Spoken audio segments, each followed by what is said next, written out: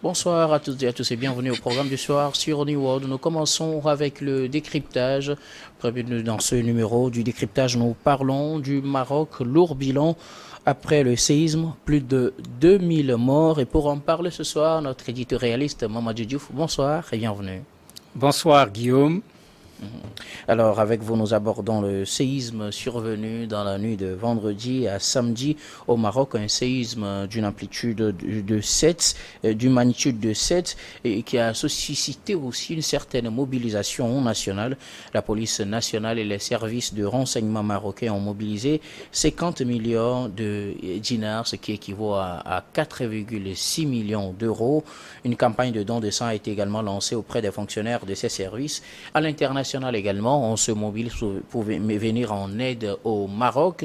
Selon le nouveau décompte, le bilan s'évalue à plus de 2681 morts et 2501 blessés selon une mise à jour. Ce lundi, 18 routes sont ouvertes sur 20 et donc les secouristes sont toujours à l'œuvre au Maroc pour venir en aide aux populations. Alors, qu'est-ce qui peut expliquer selon vous ce bilan catastrophique pour ce séisme qui s'évalue jusqu'à plus de 2681 morts? Je crois qu'il faut d'abord faire preuve de compassion par rapport au peuple marocain parce que plus de 2500 morts du jour au lendemain, c'est pas évident. Il faut vraiment faire preuve de compassion, présenter les condoléances et souhaiter vraiment beaucoup de courage aux familles des victimes. Comment expliquer un tel phénomène? Il y a au moins deux explications. La première explication, c'est que sur l'échelle de Richter, on est arrivé à 7, si les gens se rappellent les cours de géographie sur la question des tectoniques des plaques, les tremblements de terre, etc. Mais quand on arrive à 7 sur l'échelle de Richter, ça veut dire que le tremblement a été particulièrement violent. D'ailleurs, les témoignages le montrent clairement. Les gens parlent d'un tremblement qui a duré pratiquement pendant 30 secondes. Donc, on a carrément eu le temps de sentir la terre bouger et elle a fortement bougé.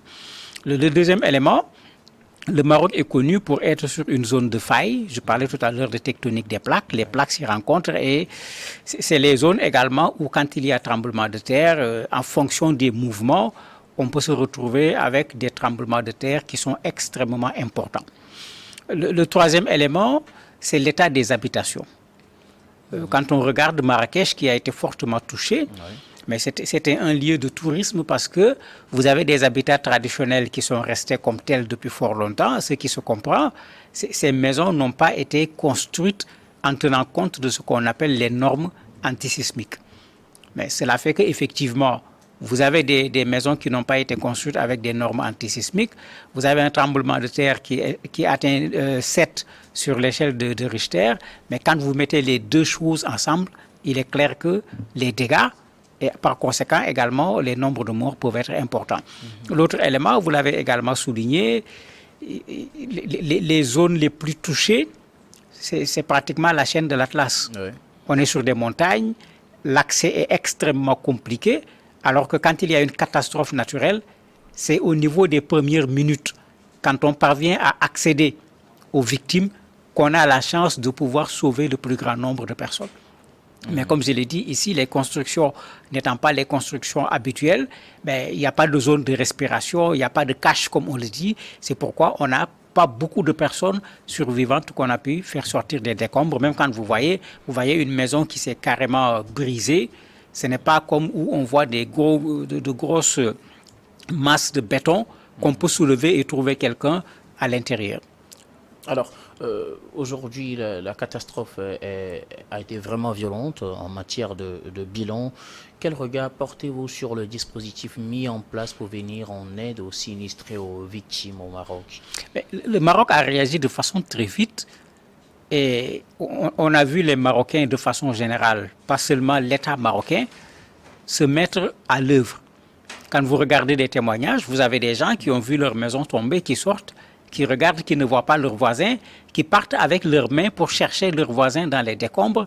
Il y a une vieille dame, par exemple, qui a été sauvée comme ça parce que ses voisins ne l'ont pas vue. Ils sont allés eux-mêmes essayer de la sortir de sa propre maison. Et on a vu cet élan de solidarité s'organiser rapidement sans attendre que qui que ce soit vienne dire quoi que ce soit. Je crois que c'est un élément important et c'est une leçon également que ces populations marocaines donnent. Puisque après, d'autres également sont venus, les gens sont allés faire des dons de sang. Mais en fait, c'est ce qui est humain, c'est ce qui est logique, c'est ce qui est normal. Pourtant, parmi ceux-là qui venaient pour aider, il y en a qui sont des victimes qui ont vu eux-mêmes leur maison s'effondrer, qui ont perdu des proches, mais on pensait encore à l'autre pour voir comment pouvoir aider ceux qui peuvent encore être aidés dans ce genre de circonstances.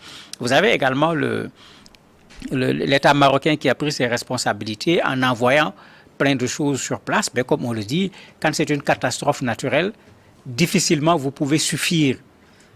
Puisque quand ça arrive, ça ne téléphone pas, ça arrive subitement. Quand les dégâts sont aussi importants, l'État marocain peut faire un énorme effort, mais par rapport aux dégâts, l'effort peut être insuffisant par rapport aux attentes, puisque la première attente ici, c'est que chacun puisse avoir à nouveau un toit. On ne peut pas résoudre cela du jour au lendemain. Ils ont utilisé des stades, ils ont mis des tentes géantes pour demander aux gens de quitter les bâtiments, puisque avec un tremblement de terre aussi important, on craint que des répliques viennent pour finir encore les autres bâtiments qui ne sont pas tombés mais qui ont été fragilisés. Donc une bonne partie de la population est restée dehors. Il faut un lieu pour les abriter, il faut régler les problèmes de première urgence, il faut que les gens puissent avoir de l'eau pour boire, de quoi manger, etc. Soigner ceux qui sont blessés. Il y a quelque chose qui a été fait et je crois qu'il faut s'en féliciter parce que, ne l'oublions pas, le Maroc est un pays africain et ils n'ont pas du coup crié à l'aide internationale. Ils sont allés eux-mêmes faire ce qu'ils ont à faire. Alors, l'aide internationale est acceptée au compte-gouttes. L'offre d'aide de plusieurs pays est toujours en évaluation. Qu'est-ce qui explique cette position du Maroc? On aurait pensé qu'on aurait pu accepter toutes les offres qui venaient, mais le Maroc étudie d'abord. Pourquoi? Je me dis qu'il y a deux choses. La première chose, le Maroc est en train certainement de tirer l'expérience de ce qui s'est passé en Tunisie. Puisque la Tunisie avait lancé un appel, tout le monde est venu. Oui. Mais ça finit par être le tohu-bohu. Certainement, c'est ce qu'ils sont en train de vouloir éviter pour que on prenne ce dont on a besoin, qu'on organise également ces secours, qu'il n'y ait pas un peu cette sorte d'embouteillage d'ONG, d'États, de structures indépendantes où chacun vient pour aider et au finish, on ne se retrouve pas. Ça fait que pour le moment, il y a le Qatar qui a été accepté, il y a la Tunisie, il y a l'Angleterre, il y a l'Espagne. Oui. Bon, le cas particulier, peut-être, c'est le cas de la France. On s'attendait peut-être à ce que ça soit la France qui vienne le premier. Pourquoi, justement, l'offre de la France est en étude? C'est très compliqué. Quand on écoute le discours officiel français, le Maroc n'a pas adressé à la France une demande quelconque. Oui. Mais la France s'est proposée. Mais le Maroc n'a pas encore donné son accord. Quand on regarde, il ne faut pas qu'on oublie que le roi avait fait un discours où il avait dit à tous les partenaires internationaux du Maroc, ils veulent maintenant un partenariat clair sur un certain nombre de choses. Une de ces choses, c'était la question du Sahara occidental. Le Maroc demande à ce que ceux qui sont avec le Maroc soutiennent clairement le Maroc sur cette question du Sahara occidental. Et la France n'y est pas. Les États-Unis l'ont fait, l'Espagne a fini par reconnaître que ça appartient au Maroc. Ça permet de comprendre pourquoi le Maroc a accepté pour l'Espagne, pas loin de la France, et le Maroc n'a pas accepté pour la France. Le deuxième élément, il y avait déjà ce conflit sur la question des visas pour les Marocains qui veulent aller en France. Mais le troisième élément, on l'oublie, depuis quelque temps, il n'y a pas d'ambassadeur du Maroc en France. Et ça montre un peu dans quel climat se trouvent les relations entre la France et le Maroc.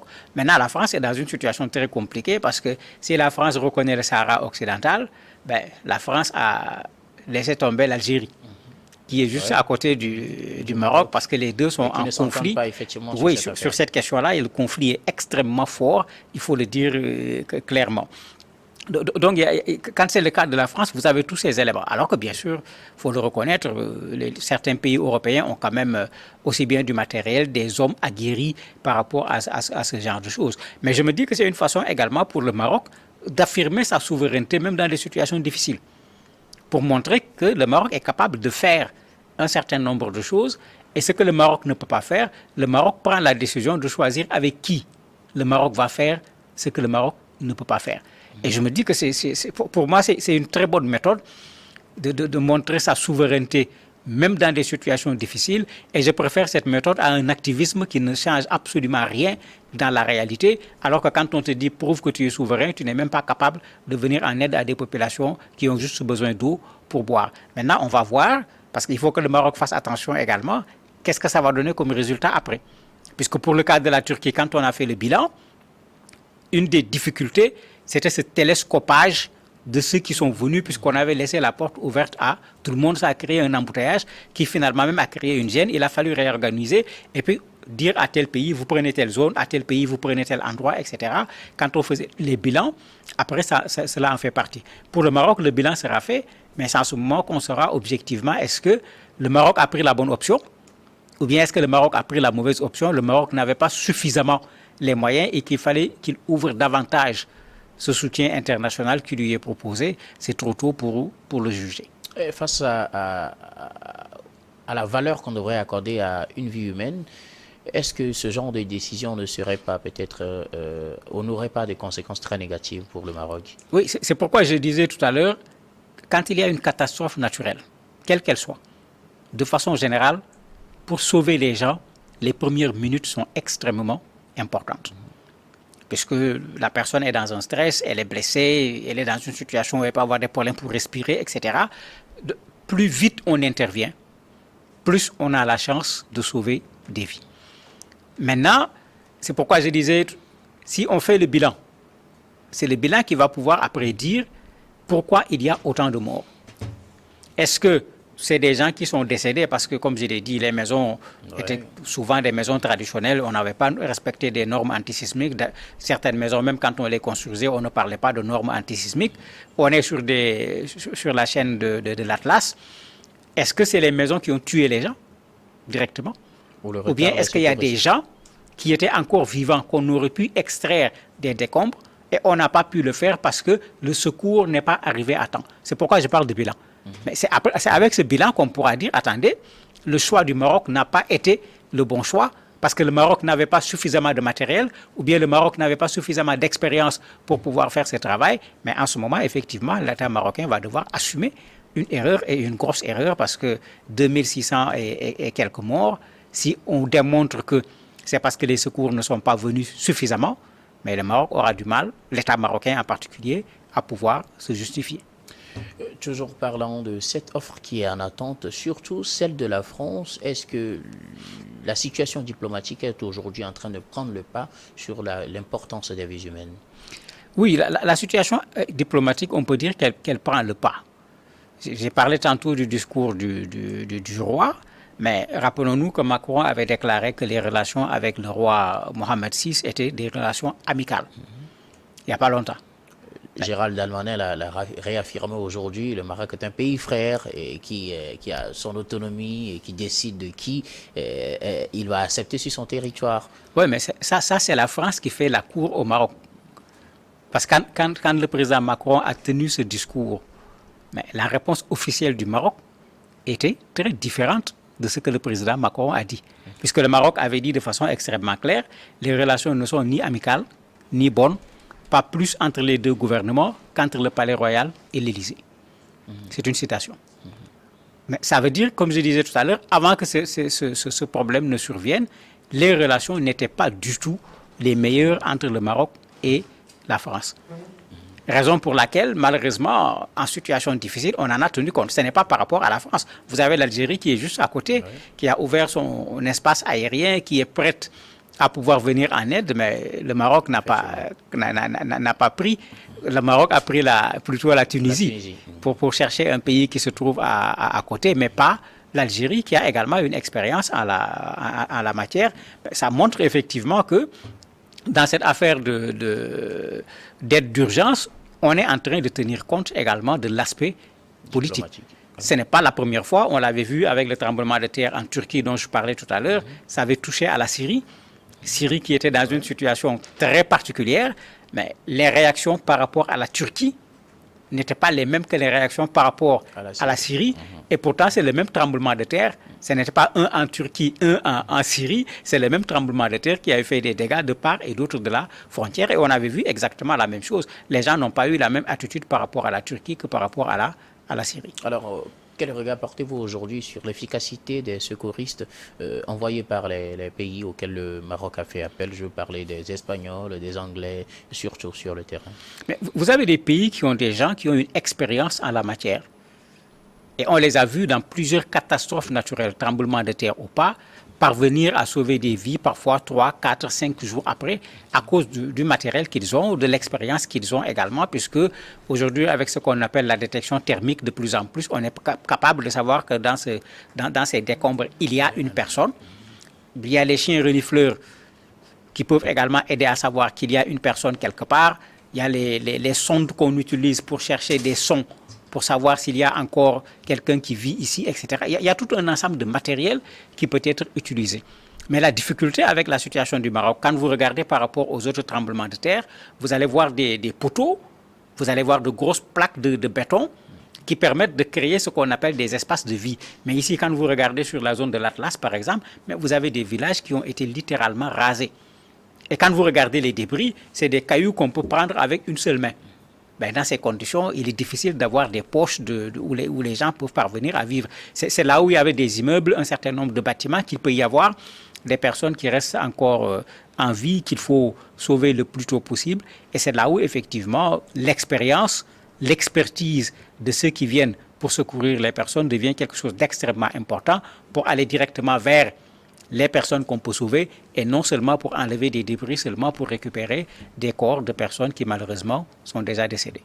Merci beaucoup Mamadou Diouf d'avoir répondu à nos questions. Merci également à vous très chers téléspectateurs d'avoir été des nôtres. C'est la fin de ce numéro du décryptage. À très bientôt pour la suite des programmes du soir sur New World.